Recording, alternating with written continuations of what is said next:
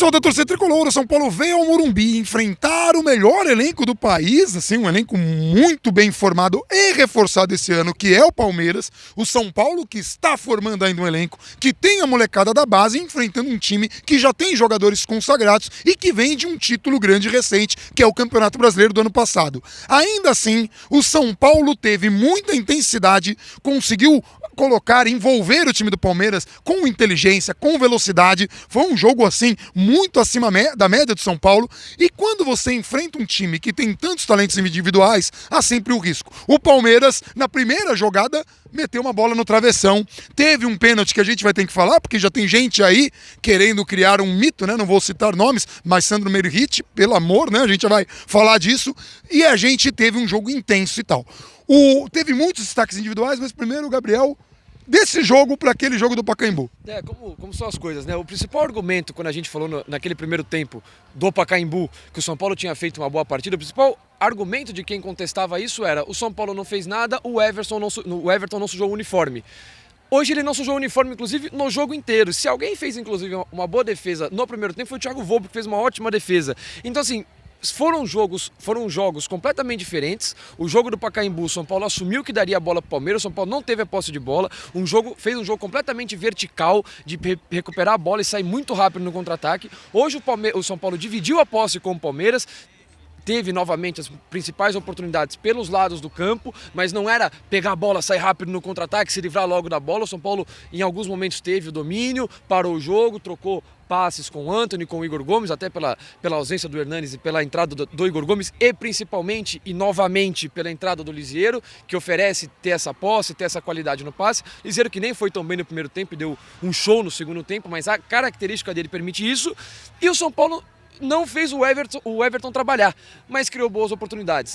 Bolas que passaram na boca do gol, que o Pablo chegou um segundinho atrasado, a própria finalização do Pablo, que passou muito, muito próxima da trave, o chute do Everton Felipe com perigo, a cabeçada do Pablo que foi na trave. Então, assim, o gol anulado do Arboleda, que teve... Isso já no segundo tempo. Isso já no segundo tempo, que teve teve uma carga do Bruno, foi falta, tá, gente? Assim, mas não foi carga, o cara não quis pular, não, teve a carga, não há dúvida e tal. E antes da gente falar até do desempenho dos jogadores, primeiro vamos falar do pênalti, né? O Sandro Ritt, que era um árbitro muito ruim, né, quando ele estava no campo, pelo menos ele tinha uma desculpa. As coisas estão acontecendo, é muito rápido. Agora ele trabalhando numa emissora de televisão, com tempo para pesquisar, com tempo ele consegue falar uma bobagem. Não, o árbitro errou 2 vezes ao dar o pênalti, e aí o Sandro acertou, porque não foi pênalti, mas ele falou que o árbitro errou em consultar o VAR, porque o VAR não deveria ser usado em lances interpretativos. E isso Sandro Meira, o Sandro Meirihit tirou de algum lugar que eu não faço ideia de onde, até faço, mas eu não posso falar no vídeo, porque não há essa informação em lugar nenhum. Você pode escrutinar as regras pertinentes ao VAR, as indicações de uso, e não há nada, mesmo na página em inglês, antes que falem que tem alguma tradução e tal, não há nada que o lance não seja utilizado em lances interpretativos, até o contrário. Num lance capital como esse, se há qualquer possibilidade de dúvida, é necessário que se utilize o VAR. Senão não há motivo. Assim, a questão do VAR é o seguinte, o VAR ele não apita nada, o VAR não decide absolutamente nada. Ele consulta o árbitro em lances de gol, em lances de cartão vermelho, em lances de identificação equivocada do jogador na hora de mostrar um cartão e em lance de pênalti. Era um lance de pênalti. E o VAR consultou o árbitro e disse: talvez você queira ver, porque o pênalti foi escandaloso. Marcar um pênalti desse é escandaloso. Assim, um crime. Era pro cara sair daqui preso. É absurdo um pênalti desse. Já não basta aquela falta que não deram no Everton, que gerou um contra-ataque pro Palmeiras que... Eu não vou nem entrar nesse mérito, mas um pênalti desse é absurdo de se marcar. E o VAR virou e falou: de repente você queira ver, porque eu acho que não teve esse contato que você está achando que teve. O árbitro, ele tem total autonomia de virar e falar: eu tenho certeza do que eu vi, eu não quero ver o VAR, vai ser pênalti. Como ele tem total autonomia de falar: tudo bem, eu vou seguir essa orientação e vou olhar. Ele não pode ser criticado por nenhuma das duas decisões. Se ele está convicto, na Copa do Mundo chegou a ter isso, inclusive, o VAR consultou o árbitro falou: estou convicto do que eu vi, eu acho que foi um pênalti para a Suécia, se não me engano, e ele marcou o pênalti e seguiu a vida. Ele foi ver o lance E ele percebeu o erro absurdo que ele teria cometido. Então, assim, se a gente for por interpretação, talvez só aquele lance do Suárez, que ele dá um soco na bola, realmente só aquele não teria grande interpretação. O resto, tem gente que acha que isso é pênalti. Todo lance é interpretativo. Gente, não vamos criar um mito. Tipo aquela, goleiro na pequena área não pode ser tocado. Isso é mito. Não existe isso na regra. Bola na defesa. Essas coisas são tudo mito que a gente precisa acabar, porque senão as discussões futebolísticas, elas ficam muito rasas. Então, assim, chega a ser uma vergonha o Sandro Meirahit estar na televisão e falar... não é surpreendente porque ele era ruim como árbitro. Então, assim, parabéns aos envolvidos de colocar o cara na televisão de verdade. Porque para fazer um trabalho desses, enfim, e parando de falar dele, a defesa do Thiago Volpi. A defesa do Thiago Volpi não é só o salto, não é só o pulo, o que o Gabriel estava falando, a gente é goleiro, mas o Gabriel ressaltou um ponto muito importante da defesa. Na hora que o Dudu domina a bola, e isso acho que dá para ver na televisão, eu ainda não vi o lance da televisão, mas pela câmera que eu imagino que o jogo seja transmitido, acho que vai dar para ver isso. Na hora que o Dudu domina e o Hudson fecha a marcação profundo, o Dudu ele joga todo o corpo dele para bater no canto oposto. E o Thiago Volpi, pouco antes do Dudu bater na bola, dá um passo pro lado. Se ele não dá espaço pro lado, ele dificilmente chegaria na bola. Com esse passo no lado, ele estava até um pouco mais inteiro na bola. Então, assim, não foi uma defesa plasticamente maravilhosa, o salto dele é dele. A gente bonito, ele é espalhafatoso. Mas a leitura de jogo dele para fazer essa defesa foi muito boa. Foi uma defesa de um goleiro que tem essa qualidade, além de você esperar o cara chutar, ficar parado, mal posicionado e tomar o gol por causa disso. E aí vai todo mundo falar, não teve culpa, estava mal posicionado. Ele fez uma boa leitura do lance, foi a principal defesa de um goleiro no jogo e foi no primeiro tempo. As principais chances do São Paulo acabou não acertando o alvo, né? Então, mas assim, a se destacar, e aproveitando já para falar de outras coisas, principalmente no segundo tempo, o São Paulo fisicamente, isso o Mancini falou na coletiva e era nítido para quem estava vendo o jogo, o São Paulo fisicamente cansou. Também é uma questão de quando você tem muitos garotos, assim, o Lisieiro cansou, o Luan, que tem a parte física como principal destaque. O Luan é um jogador muito potente fisicamente, aos 40 e pouco do segundo tempo ele conseguiu dar um pique ali que depois ele teve dificuldade para voltar. O Everton foi bater um tiro de meta, o Luan tava mão, cabeça baixa, mão no joelho. O próprio Hudson tomou muitas bolas no finzinho do jogo, nas costas. Uma delas ele se recuperou num carrinho providencial, né, que ele esperou o momento certo para dar o carrinho, travando. Também, o Reinaldo foi melhor, mas foi melhor na marcação do que ele costuma ir nos jogos. Hoje, assim, teve até um certo destaque nisso, não brincou, tirou a bola. Assim, o São Paulo soube respeitar o Palmeiras, mas se impôs como time grande que é. Um destaque positivo, a gente geralmente fala aqui nos vídeos, o Mancini também falou isso na coletiva de hoje, o Antony. O Antony hoje muito bem vontade, e muito objetivo. Hoje ele teve muito menos passadinha de bola no pé, que era pouco efetiva, essa firula que às vezes atrasa o lance, hoje tocou de primeira, você viu ultrapassagem do Hudson, viu ultrapassagem acho que do Pablo também, servindo a bola rápido, tocando e passando para receber. O único lance de cabeça que eu lembro que ele segurou a bola foi o último lance do jogo, que ele deveria ter soltado a bola pro Nenê, ele ficou segurando, errou o passe. Aliás. Mas assim, muito bem, chamando o jogo, fazendo, botando a bola na frente de maneira objetiva, principalmente em jogadas por dentro aqui, já no segundo tempo. Acho que foi o Luan que chegou a ultrapassar, levou a marcação, ele passou por dentro. Então, assim, bom entrosamento do time, boa leitura de jogo do Antony. Aliás, isso, hein? O São Paulo, com toques de bola muito rápido, muito envolvente. Não deu para entender muito a entrada do Nenê, porque me parece um cara que tá fora da sintonia com o restante. Entrou muito mal e foi discreto no tempo que teve. A minha preocupação, principalmente na alteração do Nenê, que foi a terceira, foi que no momento da alteração aconteceu essa série de jogadores cansados. O Igor Gomes saiu enquanto o Lisieiro estava no chão puxando a perna. Então, assim, me preocupou um pouco que o São Paulo talvez não aguentasse os 10 ou 15 minutos que faltavam depois que encerrou as alterações. E podia tomar um gol que ia mudar a percepção da torcida. Exatamente. Então, gente, porque assim, hoje a torcida... As alterações hoje não foram tão ruins. Não foram. Só foi essa última um pouquinho mais perigosa. E, gente, a torcida de São Paulo, que começou com festa empurrada pelo time que estava muito bem, quando veio a bola na trave do Palmeiras, a torcida já deu uma segurada, porque a torcida parece ainda ter medo, ainda não confiar completamente no time. E aí o que acontece? O papel da torcida é sempre empurrar, é muito importante que a torcida empurre. Isso não é uma crítica, é só uma observação. A torcida estava empurrada, tomou uma bola na trave e parece que a galera ficou já temendo o pior, esperando o pior. No pênalti isso foi ainda mais reforçado. No pênalti que não foi e que depois voltou. O São Paulo, nos 5 minutos finais, depois do pênalti, do primeiro tempo, mal, entrou numa pilha muito negativa. Assim, o primeiro tempo acabou numa hora ótima pro São Paulo. O São Paulo acho que não lidou bem, acho que tomou um susto quando teve o pênalti, depois não teve mais e não voltou ligado pro jogo. Mas assim, de novo, né, como são as coisas, a diferença do jogo do Pacaembu pro jogo no Morumbi. No jogo do Pacaembu, eu senti uma torcida inclusive muito mais atuante do que hoje, no modo geral. Saiu o gol do Palmeiras aos 35 do segundo tempo no Pacaembu, virou protesto, virou pressão, a semana foi horrorosa. Hoje o jogo terminou, todo mundo que eu acompanhei, seja de imprensa, seja de torcida, exaltando o trabalho dos garotos, exaltando o Thiago Volpi, que fez uma boa defesa, exaltando que o Mancini não errou tanto nas alterações, exaltando a boa partida coletiva do time, que seria exatamente o que aconteceria se o São Paulo não tivesse tomado aquele gol do Palmeiras no Pacaembu. Então assim, entender o momento do clube, São Paulo finalmente, aconteceu contra o Corinthians, mas finalmente voltou a sair vivo de uma semifinal, de uma mata-mata, que São Paulo em 2017, por exemplo, perdeu para o Corinthians já no jogo da ida, perdeu para o Cruzeiro já no jogo da ida, aí conseguiu isso no ano passado e repetiu esse ano.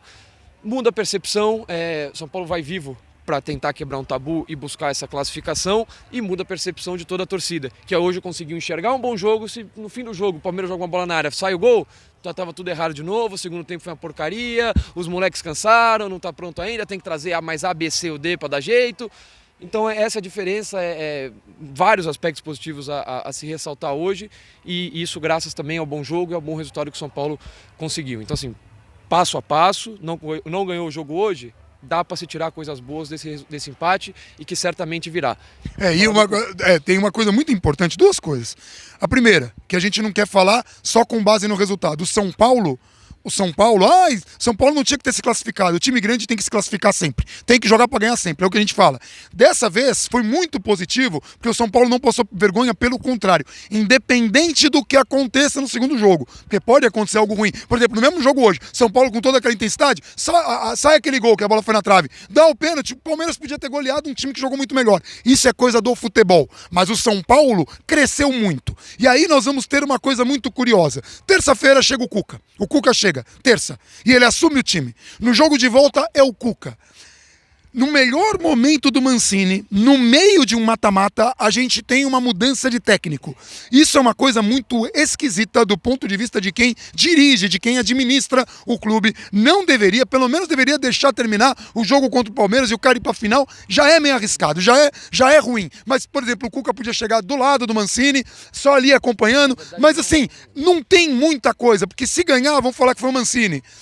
Se perder, verdade, aí... Se ganhar, beleza, o cara vai ser mega exaltado. Já existe uma boa vontade com o Cuca, porque é o nome medalhão, né? Não tem nenhuma pecha uma conquista com ele ainda.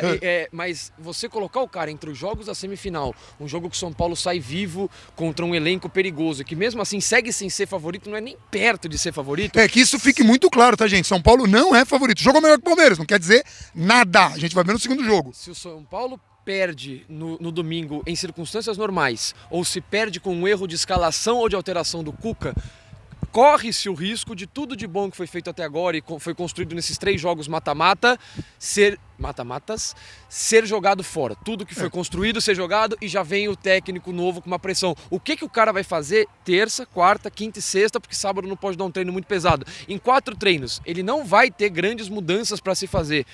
Pelo menos a gente espera. Não, ele não tem como. É humanamente impossível você ter 4 treinos e fazer grandes alterações. Mas medo é isso, dele fazer uma escalação muito fora dessa, por alguma razão. Por exemplo, o Anderson Martins machucou. Então, assim... Isso é certo, legal, só que assim, é um cara que já vai ter uma boa vontade, já vai ter o tempo dele para trabalhar. Eu considero um erro, eu não colocaria de jeito nenhum ele para um jogo de volta de semifinal. Mesmo que dê certo, é uma coisa muito errada. Eu não colocaria. E para dar uma contrabalanceada na notícia ruim, uma notícia muito boa. Um dos reforços pedidos por Cuca, o Eduardo Afonso confirmou, mas já está na internet, então você que está vendo o vídeo provavelmente já sabe, acho que o Paulo Pontes colocou também, o Tietê fechou com o São Paulo, chega amanhã, já assina, terça-feira já está à disposição. E aí a gente tem uma promessa da diretoria sendo cumprida. A contratação de Alexandre Pato não atrapalhou, quer dizer, a gente não sabe o quanto isso vai impactar financeiramente, a gente vai ver e tal, até mas enfim... Os valores da contratação não foram divulgados. Não foram divulgados, mas assim, pelo menos o que se diz prometeu-se correr atrás, foi prometido isso? isso aconteceu. Então esse é um aspecto positivo. Se o cara vai render, se não vai, se o São Paulo gastar demais, a gente vai cobrar, porque, enfim. E a gente pode dizer que hoje o São Paulo jogou contra o Palmeiras, sem o técnico. E eu vou considerar que no próximo jogo vai jogar sem o técnico também, porque chegou muito pouco tempo. Sem o técnico, sem dois dos principais reforços da temporada, que são o Hernanes e o Pato. O Pato pela expectativa, não pelo futebol, não que ele não tenha futebol, mas é que, enfim, vocês entenderam, o cara estava na China, enfim, não dá pra falar, mas há uma expectativa muito grande. São Paulo conseguiu jogar de igual para igual com o Palmeiras completo, com o Palmeiras que tem um dos melhores elencos do país e de se ressaltar, é muito importante. Então vocês vão ver agora tudo o que a gente pegou na zona mista agora. Reinaldo, essa intensidade do São Paulo, o que mudou? Realmente, quando vocês falaram que era outro campeonato, vocês não estavam brincando, né? Não estava brincando, todo mundo ficou sabendo que a chave mudou, né? Então, no mata-mata, quem se impor mais, quem ter personalidade para jogar, é esse time que vai sair vencedor. Então, a gente está demonstrando isso nos 2 jogos contra o Ituano. Hoje de novo, mas infelizmente a gente não conseguiu fazer o gol, mas eu tenho certeza que vamos concentrar essa semana, entrar mais concentrado ainda no próximo jogo contra o Palmeiras para a gente sair classificado. Hudson, o segredo para essa intensidade do São Paulo, que jogou muita bola contra talvez o melhor elenco do país, de igual para igual. A gente demonstrou que, independente de investimento, de idade, acho que nós time é um time mais jovem, é um time que está se reformulando, está se reconstruindo no começo da temporada, então acho que a resposta foi boa, jogamos de igual para igual. Sabemos que podemos evoluir muito ainda, acho que hoje o jogo poderia sair qualquer um dos 2 times vencedores, mas acho que o São Paulo foi forte, se impôs quando aguentou. Acredito que sentiu um pouco do cansaço pela sequência de jogos que a gente teve agora nesse finalzinho. E acho que essa semana vai ser muito importante para descansar e estar mais forte ainda para o próximo confronto. Mancini para essa evolução do São Paulo? Significativa, acho que ele pegou o time numa situação difícil e deu confiança para a gente, fez algumas mudanças, passou confiança para os meninos que estavam entrando e eu acho que a maioria correspondeu e isso fez com que a equipe crescesse bastante.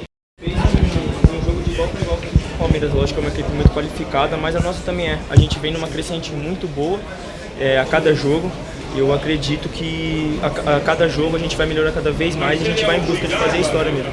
Na terça-feira chega um novo técnico. Você se sente com o Mancini e com o Cuca, o novo titular do time de São Paulo? Hoje você veste essa camisa de titular do time? Cara, o Cuca ele é um cara que assim, muito, muito vencedor. Eu me sinto motivado de chegar e eu querer mostrar mais o meu serviço. Se ele vai me manter, se ele não vai me manter, é uma opção dele. Caso ele me mantenha, eu vou estar muito feliz e preparado para honrar a minha vaga. E caso não, eu vou trabalhar cada vez mais para procurar meu espaço de novo.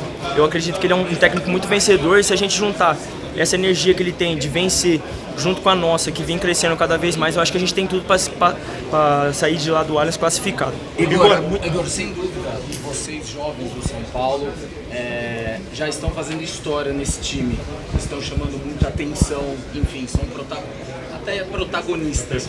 Como é que você enxerga tudo isso que está acontecendo com vocês, os jovens do time de São Paulo? Pouco ainda. A gente da base, a gente é muito ambicioso, a gente não quer só chegar nas semifinais, a gente quer ir para o título, em busca do título, fazer história como campeões, não apenas como chegar na semifinal, a gente quer ser campeão. O São Paulo nunca venceu lá no Allianz Parque, sequer empatou. Esse é um assunto que vocês conversam, a boleirada conversa isso no vestiário, isso pesa? Cara, pesar não pesa não, até porque futebol é um jogo jogado, tudo pode acontecer. Eu sei que a gente vem trabalhando forte e eu acredito muito no trabalho, a gente vem trabalhando a cada dia. E eu tenho certeza que a gente vai fazer um grande jogo lá, a gente tem tudo para sair classificado do Allianz. Muito bem, obrigado. Você viu ali, os goleiros não trabalharam tanto, né? Qual que é a partida que você viu desse clássico? Bom, a partida muito intensa no meio de campo, né? Tanto eu como o Everton, a gente não teve tanto trabalho no decorrer do jogo. Mas nem por isso que o jogo não foi intenso, que o jogo não foi pegado. Teve jogo de muita disputa, muito intenso no meio campo, então o jogo está em aberto Na semana que vem são mais 90 minutos para poder decidir essa classificação. No momento do pênalti ali, deu pela imagem para ver que você estava do lado do árbitro, conversando, você e alguns jogadores. Vocês chegaram a pedir para ele, consulte o VAR, ou partiu dele a decisão? Espera um pouquinho que eu vou consultar o VAR para ver se foi mesmo. Não, a gente estava tranquilo na hora, porque a gente teve uma reunião já sobre isso. E para nós nos foi passado que qualquer lance que gerasse polêmica ia ser consultado. A única coisa que a gente que estava mais perto do lance ali, a gente viu que o contato não era um contato para pênalti, um lance super normal de jogo, e a gente comentava com ele. E ele falou, não, a gente tô esperando a decisão do VAR, se essa é para olhar ou não. Então ele optou por ir olhar e cancelar o pênalti de uma maneira acertada, porque na nossa visão que estava dentro de campo, não era uma carga para pênalti. Qual o sentimento que vocês saem do jogo? De ter conseguido competir com um dos melhores elencos do Brasil, São Paulo ainda estando em construção, ou das chances de desperdiçada de ter saído com empate, tendo produzido muito para eventualmente ganhar? A gente vem num crescimento, a gente respeita muito a equipe do Palmeiras, o plantel do Palmeiras, mas valorizar também o que a gente tem feito de bom, principalmente nessa fase de mata-mata, né? Acho que a equipe tem crescido, tem jogado bem. Uma prova disso é que o torcedor veio, compareceu, fez uma bonita festa hoje. Infelizmente a gente não pôde sair com a vitória, mas sai de certa forma de cabeça erguida, porque tentou fazer o máximo possível dentro de campo para sair com a vitória. E como eu falei, restam 90 minutos agora no Allianz para a gente tentar conseguir essa classificação. O Cuca chega terça-feira e já deverá ser o técnico no jogo da volta. Você acha que muda muita coisa? Vocês vão ter uma adaptação muito rápida ao que ele quer? Ou tudo isso que vem acontecendo já tem o dedo dele, a filosofia dele, a ideologia dele? Não, a gente tá bem tranquilo quanto a isso. A decisão do Cuca é uma decisão que já foi tomada há um tempinho atrás, então não vai ser nenhuma surpresa para a gente a chegada dele. A gente tem trabalhado e está, desde que ele foi anunciado como novo treinador de São Paulo, a gente vinha se adaptando. Essa transição que o Mancini veio fazendo foi de uma forma espetacular também, e isso não vai ser nenhum tipo de problema, muito pelo contrário. Acho que vai ser um ganho muito grande, porque é um profissional com uma capacidade excelente, que está com muita vontade de trabalhar, está com muita vontade de ajudar o São Paulo a conquistar coisas grandes. Então eu só vejo pelo lado positivo a chegada do Cuca essa semana.